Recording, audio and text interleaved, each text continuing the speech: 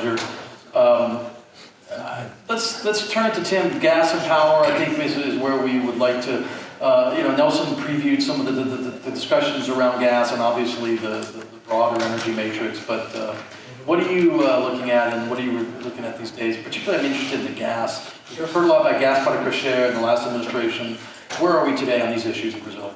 Sure, and it's really interesting to be here this year and not be able to reuse any notes. I think Nelson mentioned that everything, is pretty slow moving to see the effects, but if we analyze where Brazil was a few years ago, I think everybody in this room had a lot of pessimism. 3 years of a really, really hard recession, a very difficult impeachment process, and now there's just a lot of optimism around Brazil. Bolsonaro is talking about the right things. We hear a lot about a big reform in its energy sector, really helping bring gas prices down. Paulo Guedes is a really, the Minister of Finance that's talking, why does Brazil have the most expensive gas for industrial customers in the hemisphere, and what can we do about this? So they're asking those kinds of questions. And a lot of the action and inertia that we've seen, some of those initiatives that you mentioned as well, privatizing some of the distribution, selling off access, access to key infrastructure. These are things that have to happen. But as we know as well, Brazil isn't an easy country for some of these things. You have to read between the lines on how some of this will be accomplished. So, the government can have a lot of good intentions in this regard, but getting it through, a Congress that's not, helping very much with that process, that's trying to, in some ways, set up, and complicate this process, that makes this effort a lot harder to see, how and when it'll truly transform. So I think it's really interesting to analyze that the de facto monopoly has been broken for many years, but the reality is that due to some things between the lines, that still exists, and there's still a lot of opposition to see how we can really open things up. So will there be a consensual solution? No, and I think that's what makes it so difficult is this process will have winners and losers. Right now it's the distributors that are fighting very much this move for a more open gas market. But from the top, the vision really is that we want to see more competition, more market players, more investments acting in this market. And we've seen great success there in other areas. Even though, the government in Brazil suffered a great recession over the last years, its upstream sector was doing very well. Its power sector also was one of the most diversified areas of investments for renewables in the past decade or so. It's become a reference, actually, its auction format has become a reference and being copied across the region, even outside just the region, even across the world, as a success story into how to implement renewables in a very cost-effective way. Solar and wind today in Brazil are some of the cheapest in the region. The big issue, again, is this structural. So you have this gas that's being produced in the pre-salt that's tied to oil. So that oil production, you want to maximize basically at any cost. The issue there is that you can't flare that gas. You have to bring that gas to market. But Brazil doesn't have centers of demand for gas, fixed gas demand that can handle that kind of gas supply that's going to be arriving to shore today. So the question is, how do you align a really strong push to more gas arriving to market that has no demand center today? And that's the really key question. So one of the things that we could do that's being discussed interestingly is to use power as one of the key demand centers. But an interesting structural problem in Brazil today that Nelson touched on is that a huge percent of the energy matrix is renewable. It's intermittent. So when reservoirs are full, you don't need to dispatch gas-fired generation to cover energy demand. But when you're in a drought situation, like we heard from a previous talk today, in 2014, 2015, when all the reservoirs basically have to be conserved to preserve water, you need to dispatch huge amounts of gas-fired generation. And today, that dynamic of having, you both need a lot of investment, a lot of gas-fired generation to cover that gap because there's so much hydro generation. But you also need to be flexible. You can't have it running all the time, because if you're running a huge amount of gas-fired generation as base load, you'd be spilling water and not taking advantage of that resource optimally as well. So that's a very difficult thing to balance, both the need to maximize your oil production, find a market for that gas, but then not waste your tremendous hydro resource that you have as well. So that's a tricky solution. It's a great point. I mean, Brazil's famous for the energy policy being pray for rain, but you bring that to a much more important context there. Lisa, I'd like to turn it to you. And there's something the dialogue has a weekly newsletter on energy, and every once in a while you guys are kind enough to let me opine as part of that. And the question about a month ago was this issue of intervention: is Bolsonaro, his administration actually wanting to be more interventionist in energy? The question is more pertaining to diesel price and that kind of thing. But talk a little bit about some of those issues and some other things that you've been looking at. Yeah, thanks for the invitation. It's great to be back in La Jolla. I mean, I think looking at, after 5 months, as Nelson said, it's not that long, but, we're starting to say, okay, what can we really say about the administration so far? And I think, whether Bolsonaro himself is personally pro-market or not, I don't know, but he's clearly allowing his pro-market team to take the lead on energy policy. I think there's no question about that. And that's the direction things are going. And I think on the upstream, everything is pretty much on track because basically the major changes that needed to be made, the changes to local content policy, allowing multiple operators in the pre-salt, scheduling, having a regular schedule of bid rounds, those changes were all made and a lot of them through the Congress already under Temer. So generally things are on track. The transfer of rights, where basically the government's going to auction off the surplus from the area that was given to Petrobras back in 2010, is going to be, I think, a major test of, whether there's as much investment as expected and whether production will expand as much as expected. But I do think that where things are tricky is there are deeper reforms that need to be made, as the other speakers alluded to, more competition. And really making more structural changes is going to require, in some cases, support from Congress, and that's going to be very difficult. Because Bolsonaro's party only has about 50 seats in Congress, and he really needs to build coalitions, and he came in saying that he wasn't going to trade favors in Congress, he wasn't going to do politics the old way, and he's stuck with that, but that basically means that the different members of Congress have no real incentive to support what he wants to do. And we've already seen that fight on the pension reform.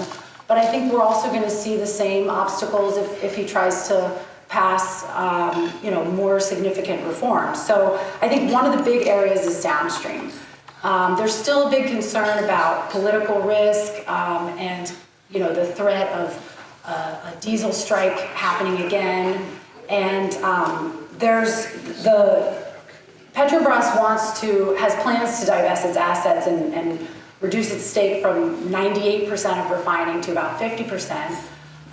But it's still not completely clear. There's still lawsuits against the idea of Petrobras even divesting. So there's still a lot of people in the country that don't want to see Petrobras' stake shrink. There have been lawsuits by the unions. There are a lot of people within Petrobras that don't support this idea. And I think it seems that that's affected their even ability to sell. So far there have been no big announcements of major purchases of refineries because that risk that the fuel price controls comes back. So Bolsonaro made a comment that he spoke to the president of Petrobras trying to retract the decision to increase fuel prices, ended up backtracking and going ahead with it, but I think this uncertainty is still there. And if he wants to do something more concrete and permanent, it may have to go through Congress. And I think it's similar in natural gas. Again, the uncertainty about whether it's possible to make divestments, because there's a need for Petrobras to continue selling off some of its pipelines. It also still controls a lot of the sales, even for the pipelines that it sold. It's still the buyer of all the natural gas, as you were saying. And then the other issue is, even if Petrobras can go ahead with the divestments, there's also a law that requires Petrobras to control LNG facilities. So that's another area. So basically, it's outside of the upstream, the legal support for opening up to competition is not fully there.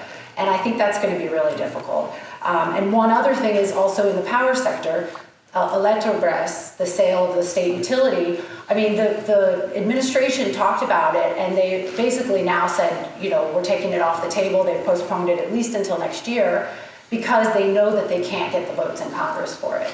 So I think that's a big challenge. And you filled in a lot of what Timothy was, Tim was outlining in terms of, and Nelson, of course, talked about, yes, there's the famous, opening of the sector in the late 90s, the Cardoso, and I mean, everything, the upstream model that everyone in this room is familiar with. But in effect, Petrobras still is the only game in town in many ways. Yeah, and to kind of comment a little bit on that as well, it's not as simple as just having, wanting to divest. Petrobras in some ways doesn't get credit for this, but they have a very important role as kind of a conductor of the entire system. They assume, a lot of things that are important for the market to work, but they don't necessarily make a lot of money off of this. So, they are creating demand centers to help the balancing of the natural gas market, for instance. Petrobras was developing petrochemical plants, fertilizer plants.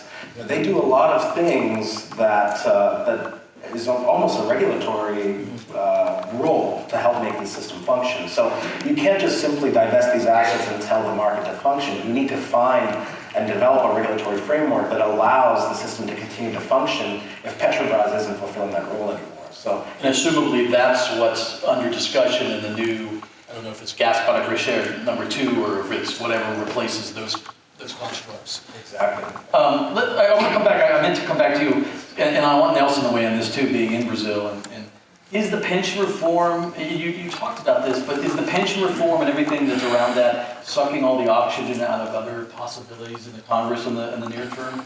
I think to some extent because it's the most important part of their economic agenda. If the pension reform doesn't happen, it's going to be difficult to shore up public finances. But I don't think it's only because the pension, even if their pension reform debate were very difficult, it's also a big problem in terms of the reforms for the energy sector is just the fact that Bolsonaro is showing that he's not willing to play this game.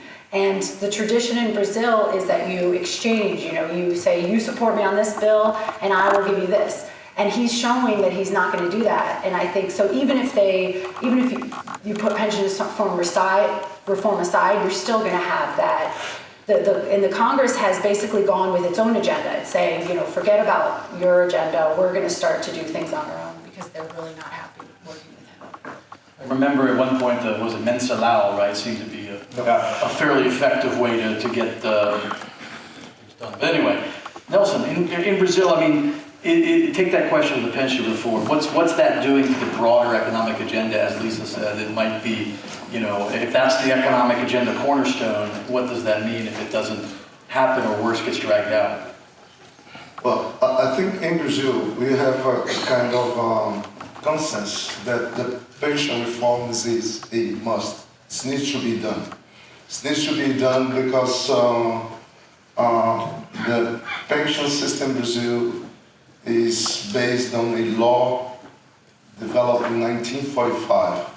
At the time, the extension of age of the people was 45 years, and today we are The life expectancy. Expectancy of yeah, life. Yeah. Today we are near to 75, 80. That is, we have today a huge debt.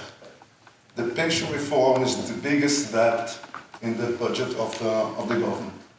That's why the economy ministry, they brought numbers saying that in 10 years we'll be saving 1 trillion reais. And what I think is that the pension reform that has been presented by the government and the expectation, I don't think that the Congress will be approved that the way it has been presented. Like she said, the Congress is trying to present their own pension reform because there are points on Bolsonaro's pension reform that the politicians are not accepting in any stage.